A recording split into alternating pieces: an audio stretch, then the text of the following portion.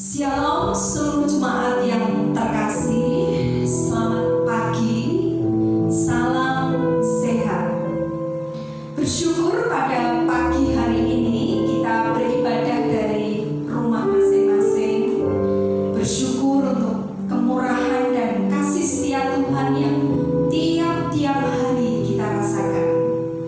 Pagi ini kita akan beribadah, kita siapkan hati kita yang terbaik untuk menghormati hari Sabat. Dalam suka maupun duka, dalam susah maupun senang, kita harus berkata bahwa Tuhan Yesus baik. Bahkan penyertaannya, kasihnya setiap hari tidak pernah berubah. Kita akan siapkan hati kita, mari kita datang kepada Tuhan. Yesus, kucinta Engkau. Kami meninggikan Engkau baik dalam suka maupun duka.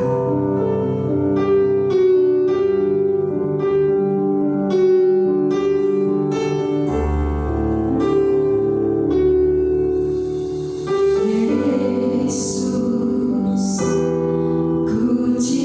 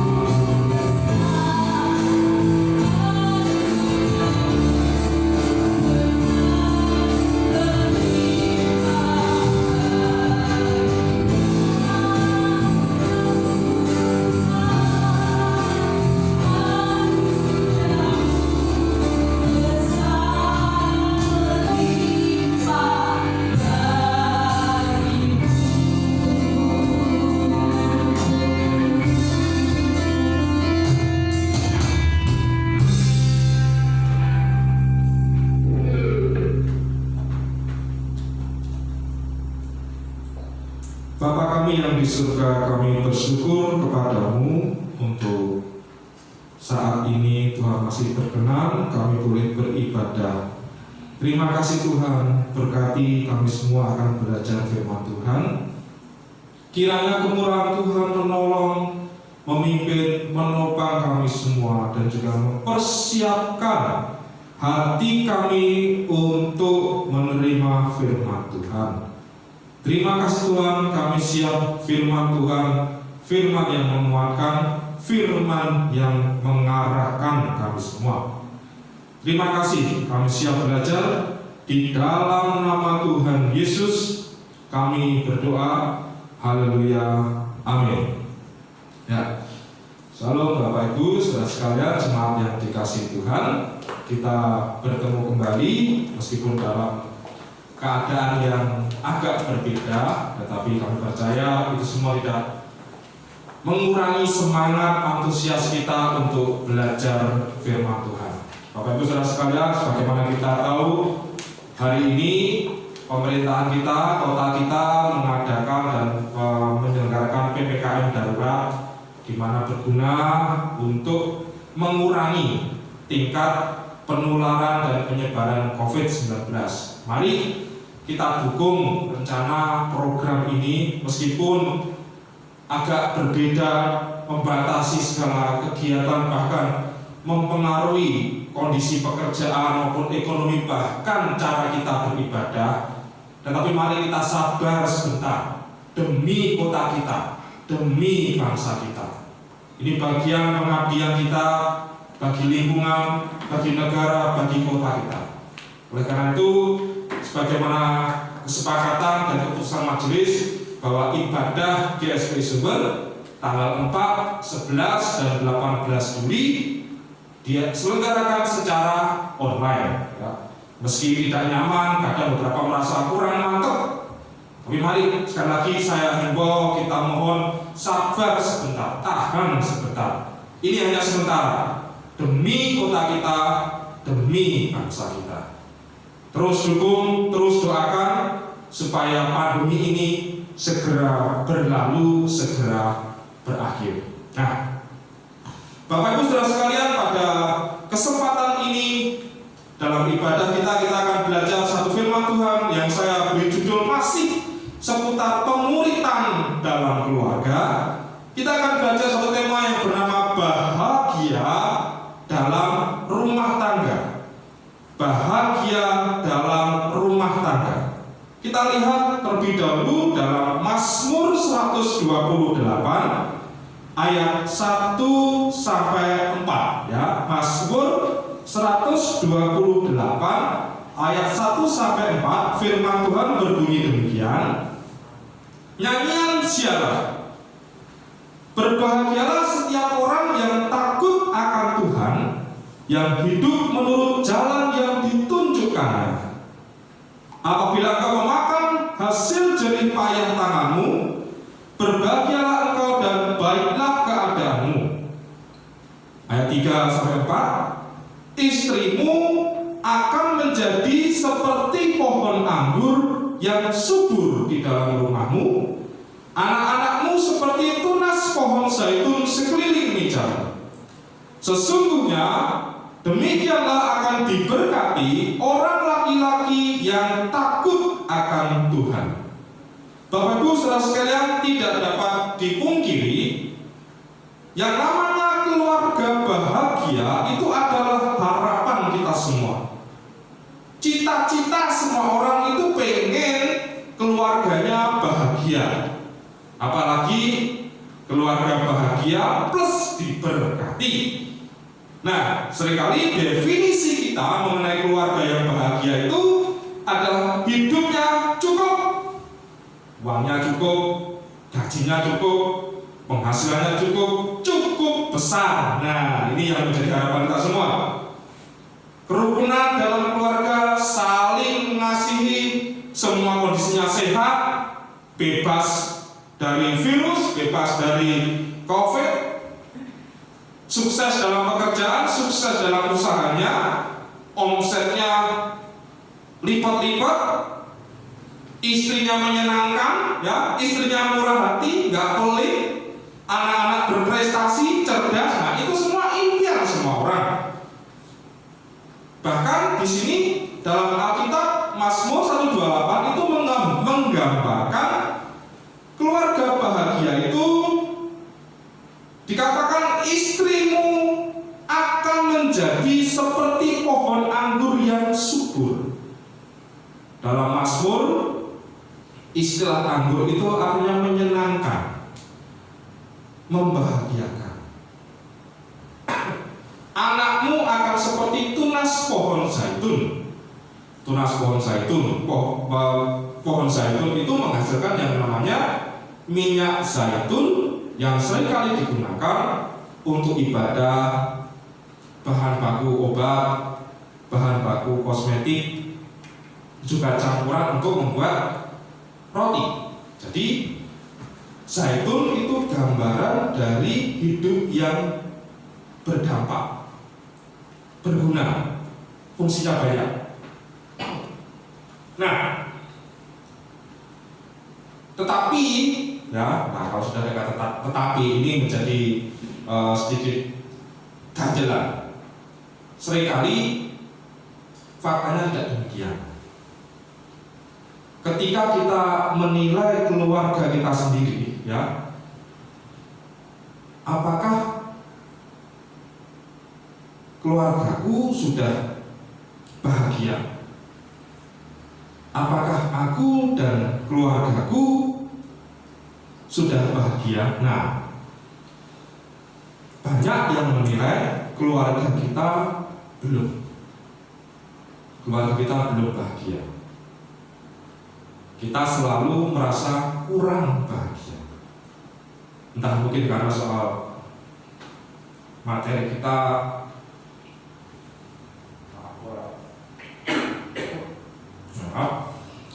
mungkin karena kita merasa kurang secara materi, kurang harmonis antara suami istri atau antara orang tua dengan anak. Nah, saya seringkali mendapati ketika ngobrol-ngobrol dengan suami atau dengan bapak-bapak atau dengan ibu-ibu, ada kalanya saya melihat antar suami istri itu saling ngerasani,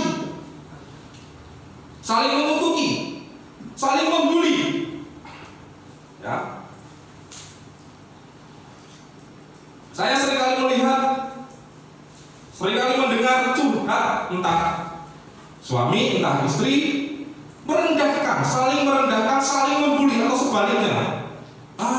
Bojoku males, keras hati, ngeyel, penakut banget, dan itu diumbar di depan orang lain. Atau mungkin orang tua dengan anak kerasani, sama-sama juga saling membuli. Anakku malesan, susah diatur. Orang tua wis nganyele, menuntut, pilih kasih dan sebagainya. Ini yang seringkali terjadi antar suami istri, antar orang tua anak itu merasa kurang menyenangkan, kurang membahagiakan. Nah, kali ini kita akan belajar mengenai bagaimana sih bahagia dalam rumah tangga. Karena Mazmur 128 ayat 1 ini diawali dengan kata berbahagialah. Berbahagialah setiap orang yang takut akan Tuhan. Ya, berbahagialah ini dari kata esher, dan ini menjadi kata seru. Kata seru ini merupakan kata komentar yang dimana mengatakan kata ini ketika melihat satu kegiatan atau satu perbuatan. Misalnya seperti ini. Ketika kita melihat teman kita atau keluarga kita makan dengan lahap, ya. Beberapa kita sering kan melihat keluarga kita, entah istri, entah anak, atau entah teman kita makan dengan lahap, kita beri komentar, wah lekone, wah lahapnya. Atau ketika kita makan, makanannya ini cocok, rasanya, porsinya cocok dengan kita mengomentari, wah wenake. Nah, Bapak Ibu, kata-kata tersebut itu diucapkan sebagai komentar atau sebagai akibat dari kegiatan. Sama juga ucapan bahagia ini adalah sebuah komentar, sebuah ungkapan sebagai akibat dari yang namanya kegiatan takut akan Tuhan. Ya, jadi bahagia ini di dalam Mazmur ini bukan tujuan, tetapi akibat ketika orang dalam posisi takut akan Tuhan. Nah, dan memang ayat ini secara khusus diberikan kepada para laki-laki atau suami yang secara khusus memposisikan atau diposisikan sebagai kepala keluarga, sebagai pintu akses gerbang utama dalam keluarga. Ya, kenapa laki-laki? Bapak Ibu saudara sekalian, segala berkat atau hukuman yang diberikan Tuhan bagi dunia ini selalu diawali dari laki-laki. Di Taman Eden ketika Hawa berdosa, yang ditanya itu Adam, bukan Hawa. Adam, di mana engkau? Adam, apa yang kamu buat? Nah, jadi di sini Alkitab banyak menjelaskan bahwa ketika Adam dia bersikap pasif, tidak jadi pemimpin, tidak jadi kepala, dosa masuk, hukuman masuk. Dan di zaman Nuh lebih parah lagi. Alkitab mengatakan kenapa ada air bah, kenapa ada penghukuman Tuhan yang begitu ngeri.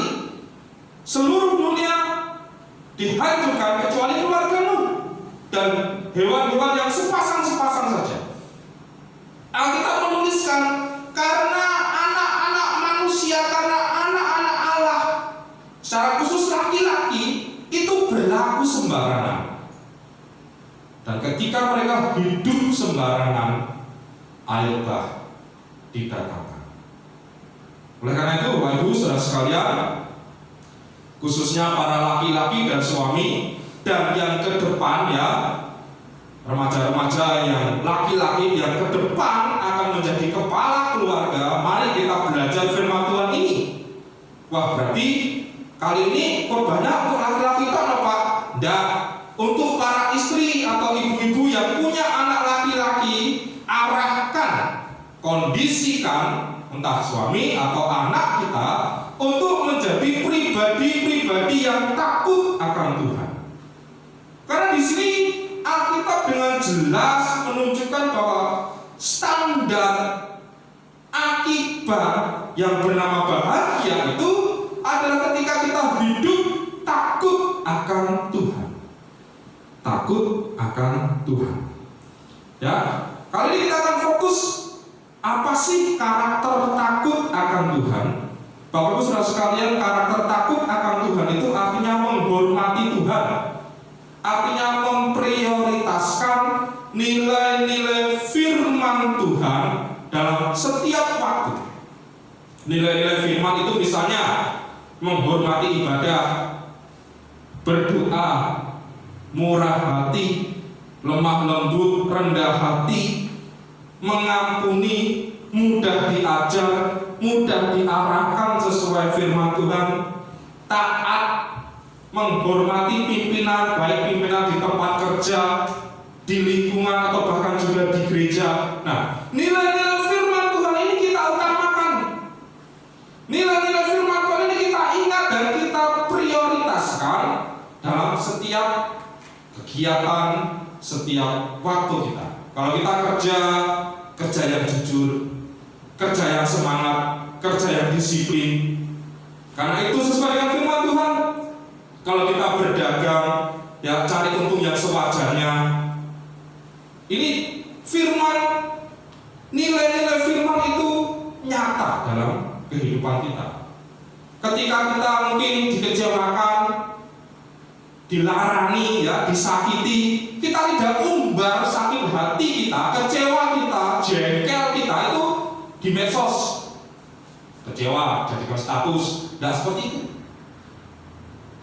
Yang kita ingat ketika kita sakit hati, kita ingat firman Tuhan, pengampunan. Nah, kita ingat Tuhan pun mengampuni kita. Kita ingat Tuhan pun sudah mengampuni dosa-dosa kita. Ini namanya memprioritaskan nilai-nilai firman. Ini akibat, atau ini adalah nyata karakter takut akan Tuhan. Ketika saya menyelidiki firman Tuhan ini, saya menemukan satu pengertian yang baru lagi yang saya ingin berikan kepada Bapak Ibu saudara sekalian.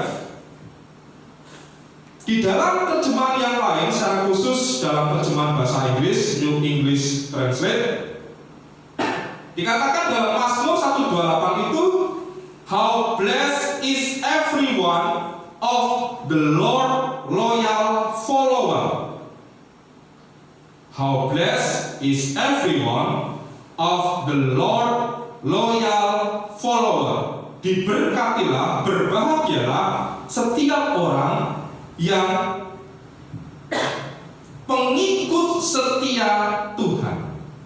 Takut akan Tuhan itu dipakai kata Lord loyal follower, pengikut setia Tuhan. Nah, setiap kali kita mendengar kata follower, ya, setiap kali mendengar kata follower, ini kata yang tidak asing bagi kita, apalagi di zaman medsos. Semua orang punya Facebook, semua orang punya Instagram, beberapa mungkin ada punya Twitter, punya channel YouTube sendiri. Nah, ada orang-orang yang kita follow, ada juga orang-orang yang memfollow kita. Misalnya follow back, itu namanya follower. Nah, kalau di YouTube namanya subscribe. Nah, ketika kita menjadi follower, itu kita selalu akan menerima info-info terbaru, terupdate, dan selalu terhubung. Nah, itu guna dari yang namanya follower. Dan ini seringkali menjadi referensi dalam kegiatan. Misalnya, beberapa waktu yang lalu, kalau Bapak Ibu punya IG atau punya Twitter, menjadi follower dari akun Info Kota Surakarta atau Pemkot Surakarta, selalu ada info atau pengumuman dari akun tersebut berkaitan dengan adanya pedagang yang terdampak, pedagang yang positif, akhirnya pasar ini ditutup selama 3 hari. Nah, dari update info itu, yang jelas kita tahu kita tidak akan ke pasar itu. Atau supaya menjaga nih, kita akan menyingkir atau mencari jalan lain setiap kali melewati pasar itu. Nah, info-info tersebut menjadi referensi kita. Sama juga kalau kita ngomong soal makanan, ya, soal kuliner.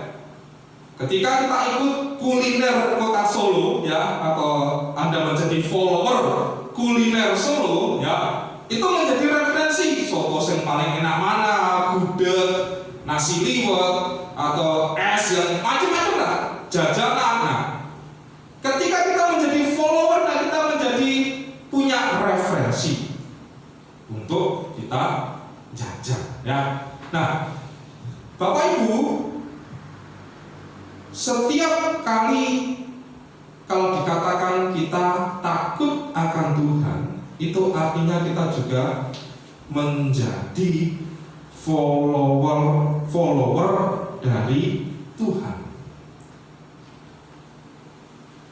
Kita menjadikan nilai-nilai dari firman Tuhan itu sebagai referensi. Dan kita sadar, sama juga ketika kita tahu lewat IG atau lewat Facebook bahwa Pemkot Solo menutup pasar ini, kita tidak akan ngeyel datang ke pasar itu. Karena itu baku, itu paten, itu info yang sah. Demikian pula kalau kita menjadi follower Tuhan.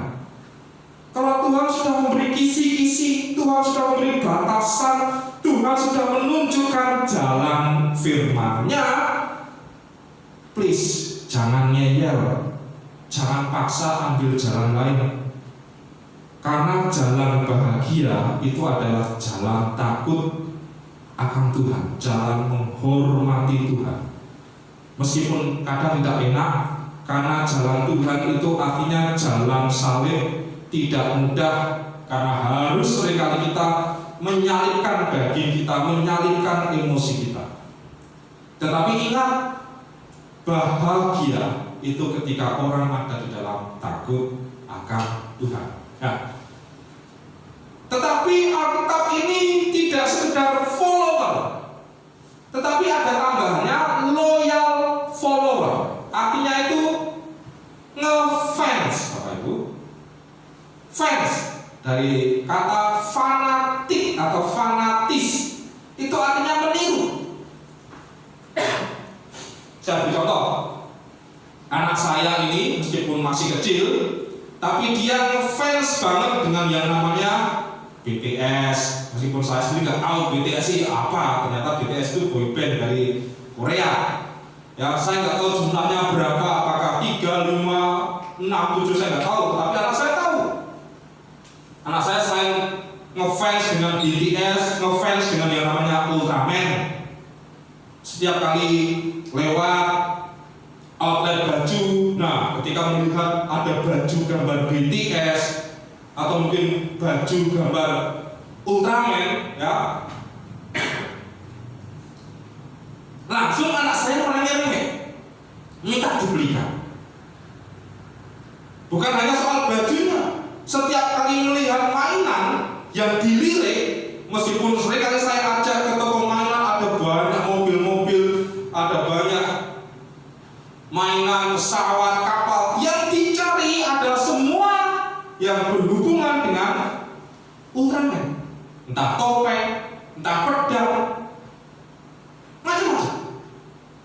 Ini artinya ngefans, loyal follower, meniru, hobi, setiap gerakan-gerakannya ditiru. Bapak Ibu, inilah namanya loyal follower.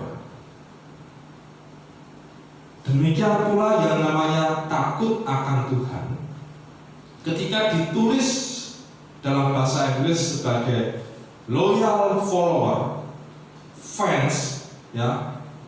Di sini takut akan Tuhan itu menjadikan sikap takut akan Tuhan, ikut jalan Tuhan, bukan sebuah beban, tetapi sebuah hobi, sebuah hasrat. Sama juga ketika anak saya melihat semua aksesoris Ultraman, aksesoris BTS, itu wah, hasratnya tinggi banget, karatnya tinggi banget. Meskipun seringkali dibongkar, jangan harganya mahal atau jangan sudah punya model kayak gitu, pengen tetap. Bapak Ibu, kalau level hidup kita, relasi kita dengan Tuhan itu sudah sampai pada taraf follower, bahkan loyal follower, firman Tuhan, jalan Tuhan itu sekali lagi bukan beban, tetapi hobi, hasrat, doa, ibadah, itu hobi.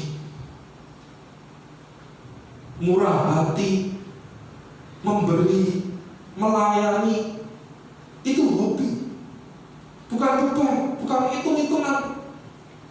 Mengampuni, persembahan, persepuluhan, itu semua hobi. Tidak ada yang menjadikan itu beban. Dan kita suka, karena ini jalan Tuhan.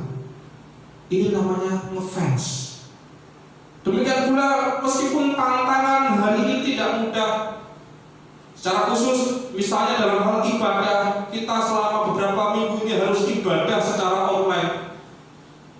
Kelihatannya nih beban mah nggak pernah Pak, ibadah kok cuma lihat layar kecil banget. Tetapi kalau sudah hobi kepada Tuhan, akan tetap biasanya sih seringkali tantangannya, aku cuma boleh pujian nih, dicepet nih, kakin omongan, nah langsung pujian nih. Nah kemudian firmannya lagi ra cocok, rapas karo hatiku, aku lagi ra seneng dengan firman Tuhan ini, dicepetke doa berkat. Nah itu artinya kita tidak mencari Tuhan, kita hanya mencari hiburan, atau Tuhan kita itu adalah karep kita sendiri. Tidak seperti itu. Kalau kita sudah menjadikan Tuhan sebagai hobi kita, sebagai hasrat kita, meskipun ibadah secara online kita tetap menghormati Tuhan, kita tetap mencari Tuhan, dan tidak asal-asalan. Cara kita memperhatikan layar HP, sikap fisik kita, kesiapan hati kita akan kondisikan siap untuk ibadah. Ya, Bapak Ibu, sekali lagi kunci bahagia dalam keluarga itu dimulai dari setiap laki-laki atau para suami takut akan Tuhan. Para suami, tiap laki-laki yang mendengar firman Tuhan ini, pastikan jalur Anda, bahkan pastikan hobi Anda adalah takut akan Tuhan, menghormati Tuhan. Para istri, ibu-ibu, dorong suami Anda, atur, arahkan anak-anak Anda untuk ada di dalam jalur takut akan Tuhan. Pastikan seluruh keluarga ada di dalam kurikulum, ada dalam kondisi keluarga yang hidupnya takut akan Tuhan. Karena Alkitab katakan berbahagialah setiap orang yang takut akan Tuhan. Tuhan Yesus memberkati kita. Tuhan Yesus akan memimpin kebahagiaan rumah tangga kita di dalam takut akan Tuhan. Mari kita tunduk kepala, kita berdoa. Bapa kami yang di surga, kami bersyukur kepadamu untuk firman Tuhan ini. Berkati kami semua yang mendengar, berkati kami semua yang belajar. Lemah lembutkan hati kami untuk menerima firman Tuhan ini. Jauhkan segala keras hati, kesombongan. Jauhkan kami dari kelambanan. Tapi biarlah kami menangkap dan kami sepakat untuk berkata, kami mau hidup takut akan Tuhan. Bukan sekedar kami cari bahagia, tetapi karena inilah jalan yang benar, jalan yang Tuhan pimpin untuk kami ada di dalamnya. Kami percaya Tuhan memberkati keluarga kami. Kami berdoa Tuhan memberkati para suami, Tuhan memberkati para istri, memberkati anak-anak. Tuhan berkati dengan hidup yang takut akan Tuhan. Kiranya kasih dan kemurahan Tuhan, anugerah Tuhan memampukan hidup kami, hidup yang takut akan Tuhan. Di dalam nama Tuhan Yesus kami berdoa, haleluya. Amin.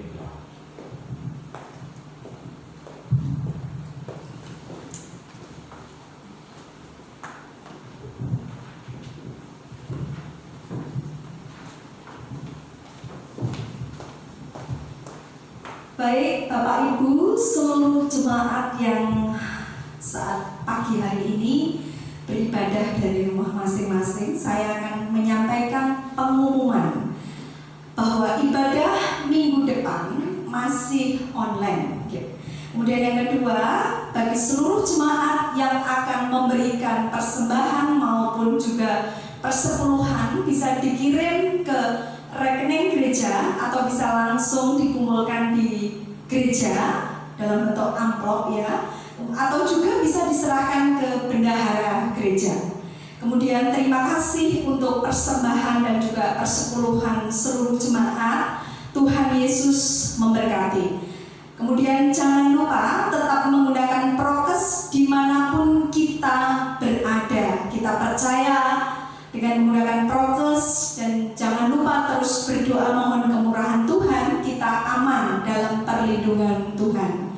Silakan Bapak Ibu akan memberikan salam sehat ya. Kami juga dari sini menyampaikan salam sehat. Selamat hari Minggu, Tuhan Yesus memberkati. Kita akan tutup dengan doa syafaat bagi bangsa dan negara Indonesia, dan dengan memuji satu pujian Saya undang seluruh jemaat yang saat ini sedang beribadah di rumah masing-masing untuk bangkit berdiri. Kita akan siap menerima doa berkat. Doa yang bersih.